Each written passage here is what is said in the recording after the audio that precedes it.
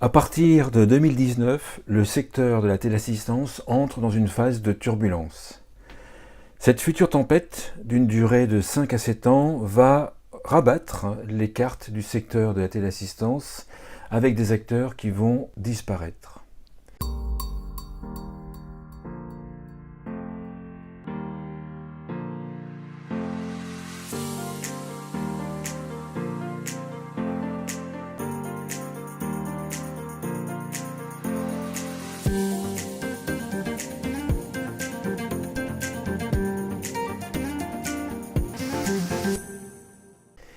Mais quelles sont les deux principales raisons essentielles de cette tempête ? Premièrement, le nombre de personnes en âge d'être équipées va être quasi stable et même décroître pendant 2 ans. Il suffit pour s'en rendre compte de regarder une pyramide des âges.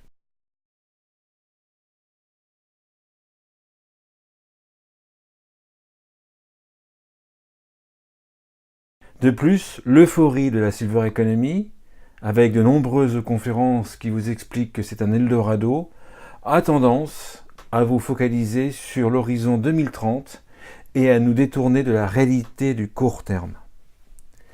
Deuxième point, la situation est encore aggravée par un nombre d'acteurs à la hausse sur le secteur de la téléassistance, d'où un effet ciseau fatal pour certains.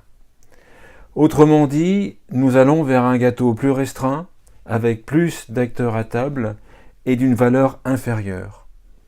C'est d'autant plus frustrant qu'une fois cette tempête franchie, après 2023, ou plutôt à partir de 2023, la demande devrait être mécaniquement en hausse avec l'arrivée de la génération des baby-boomers.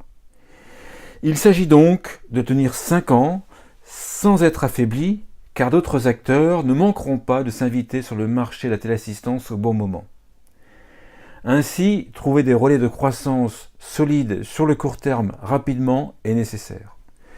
Pour cela, ces dernières années, certains acteurs ont réussi à stabiliser leurs activités au prix de baisse de tarifs, rognant ainsi sur leurs marges, d'innovations, souvent longues à se transformer en relais de croissance, et d'un nombre de nouveaux clients souvent insuffisant pour ne pas les fragiliser à horizon 3 à 4 ans.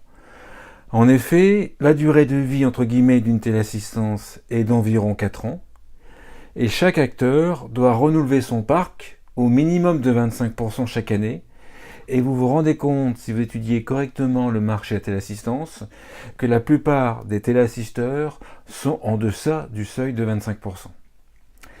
Alors, pour traverser avec succès cette tempête, plusieurs solutions sont envisageables. Premièrement, faire le dos rond en attendant l'éclaircie. Effectivement, certains secteurs sont en train de se focaliser sur leur métier, sur leurs forces, mais aussi également sur leurs faiblesses, de faire le dos rond, de tenir, de façon à pouvoir être encore sur le marché dans 5 à 6 ans. Deuxième solution, c'est accueillir des investisseurs pour pouvoir augmenter ses capacités financières de façon à tenir les 5 ans. Bien évidemment, cela n'apportera pas nécessairement des marges supplémentaires et du chiffre d'affaires supplémentaire pour les toutes prochaines années. Troisièmement, certains acteurs utilisent la réduction de la voilure et des dépenses pour maintenir la rentabilité. Il s'agit effectivement, par exemple, de sous-traiter le plateau de téléassistance à un autre acteur, ce qui peut coûter moins cher que d'employer des salariés 24 heures sur 24, 7 jours sur 7 par exemple, et ce qui permet d'améliorer les marges et d'améliorer la rentabilité de la structure. Quatrième solution, c'est se développer dans des pays à croissance plus importante.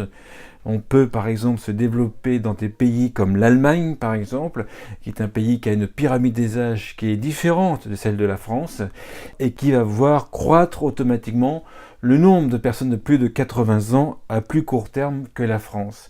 C'est aussi le cas de Senior Adam par exemple qui essaie de se développer en Chine qui représente un très gros marché pour la téléassistance avec une volonté politique de développer ce genre de solutions. Cinquième possibilité, c'est prendre des parts de marché ses concurrents en formant ses commerciaux, en développant des stratégies commerciales plus agressives de façon à pouvoir vendre plus et ainsi prendre des parts de marché sur ses concurrents Nous avons récemment formé un acteur de la téléassistance avec notre méthode de vente STS Persuasion System, qui est un système commercial basé sur la psychologie et sur la connaissance des seniors et qui permet de vendre plus et mieux aux personnes âgées et aux seniors, le tout avec éthique. Autre point, c'est proposer des services à des seniors plus jeunes. Donc effectivement, certains téléassisteurs imaginent proposer leurs services de téléassistance à des seniors plus jeunes, notamment aux baby-boomers, les personnes qui ont moins de 75 ans. La grande difficulté, c'est qu'à 75 ans, vous n'êtes pas intéressé par une téléassistance et la grande majorité des personnes qui ont 75 ans refusent la prévention, refuse de s'intéresser à une éventuelle perte d'autonomie et à prendre des mesures en prévention. Il n'y a pas l'envie, il y a la procrastination et il y a le déni qui freinent fortement cette stratégie. L'autre solution serait que l'ensemble des acteurs de la téléassistance, ou une grande partie des acteurs de la téléassistance, travaillent ensemble pour faire augmenter la taille du gâteau de la téléassistance. Autrement dit, il s'agit d'augmenter le taux de pénétration de la téléassistance sur les personnes de plus de 80 ans qui sont en âge d'être équipées. Effectivement, le taux de pénétration de la téléassistance est largement supérieur en Grande-Bretagne, mais aussi en Allemagne. Et donc, on peut imaginer une marge de progression potentielle auprès des seniors les plus âgés et qui sont en âge d'être équipés d'une téléassistance, qui devraient pour leur bien être équipés d'une téléassistance et qui ne le sont pas.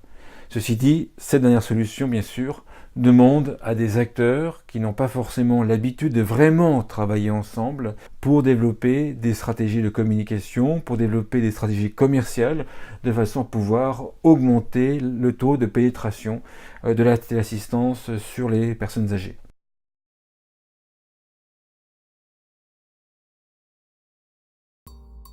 Voilà ce que je voulais vous dire dans ce podcast. J'espère que j'ai pu faire avancer un petit peu votre réflexion sur le sujet de la téléassistance. Si vous souhaitez échanger avec nous sur le sujet de la téléassistance, mes coordonnées vont s'afficher à la fin de ce podcast.